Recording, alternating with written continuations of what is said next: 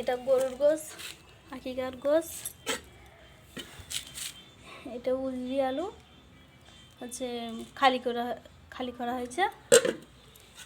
আর এটা উজরি আলু, বেগুন, টমেটো, কাঁচা টমেটো, পাকা টমেটো সব দিয়ে রান্না হয়েছে।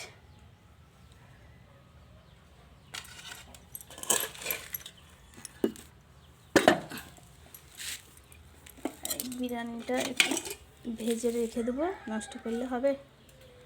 এটা গরুর গোশের কাটা মশলা গরম করব।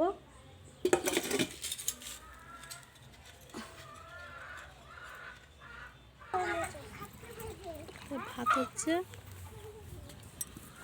এই রুটি হবে।